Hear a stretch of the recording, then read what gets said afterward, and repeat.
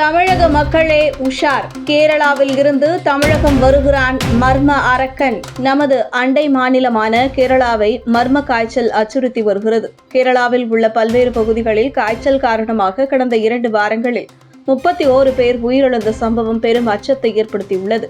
கேரள மாநிலத்தில் கடந்த 1 மாத காலமாக பல்வேறு காய்ச்சல்கள் பரவி வருகின்றன. அரசு மருத்துவமனைகள், ஆரம்ப சுகாதார நிலையங்கள் மற்றும் தனியார் மருத்துவமனைகள் நிரம்பி வழிகிறது. மேலும் ஏராளமானோர் காய்ச்சலுக்கு சிகிச்சை பெற்று வருகின்றனர். பல்வேறு காய்ச்சல்களால் கேரள மக்கள் திண்டாடி வருகின்றனர். கேரளாவில் பல்வேறு பகுதிகளில் காய்ச்சல் காரணமாக கடந்த 2 வாரங்களில் 31 பேர் உயிரிழந்ததாக தகவல் வெளியாகியுள்ளது. மேலும் கோழிக்கோடு, மலப்புரம், திருச்சூர் மாவட்டங்களில் 10 பேருக்கு வெஸ்ட் நைல் வைரஸ் காய்ச்சல் பரவி உள்ளது கண்டுபிடிக்கப்பட்டுள்ளது. வெஸ்ட் நைல் வைரஸ் உகாண்டா நாட்டில் வெஸ்ட் நைல் மாவட்டத்தில் 1937ஆம் ஆண்டு கண்டுபிடிக்கப்பட்டது. அதனால் அப்பெயரில் அழைக்கப்படுகிறது. வெஸ்ட் நைல் வைரஸ் என்பது கியூலெக்ஸ் வகை கொசுக்களால் பரவக்கூடிய நோய். இந்த வைரஸ் பறவைகளிடமிருந்து கொசுக்களுக்கும் பின் கொசுக்கள் மூலமாக மனிதர்களுக்கும் பரவுகிறது. ஆனால் ஒரு மனிதரிடமிருந்து மற்ற மனிதர்களுக்கு நேரடியாக பரவுவதில்லை. வைரஸ் தாக்குதலுக்கு உள்ளான மக்களில் 80% பேருக்கு அறிகுறிகள் தென்படுவதில்லை. மேலும் இந்த காய்ச்சல் தலைவலி, வாந்தி, உடல்வலி போன்ற பொதுவான அறிகுறிகள் தான் காணப்படும்.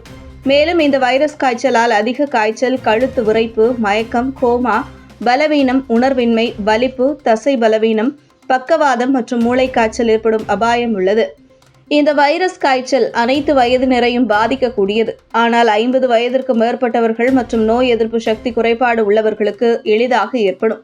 மேலும் கேரளாவில் வரும் 17ஆம் தேதி முதல் 22ஆம் தேதி வரை மிக கனமழைக்கு வாய்ப்புள்ளது எனவும் 400 முதல் 500 மில்லிமீட்டர் வரையிலான மழை பதிவாகலாம் என்றும் வார்னிங் வெளியாகியுள்ளது. இதன் காரணமாக நோய் தொற்று பரவும் அபாயம் ஏற்பட்டுள்ளதால் கேரள மக்கள் மேலும் அச்சமடைந்துள்ளனர். இதனிடையே கேரளாவிலிருந்து தமிழகம் வரும் மக்களை தமிழக எல்லைகளில் தீவிரமாக கண்காணிக்கப்பட்டு வருகிறார்கள். இந்த காய்ச்சல் பரவினால் பொதுமக்கள் அச்சமடைய தேவையில்லை.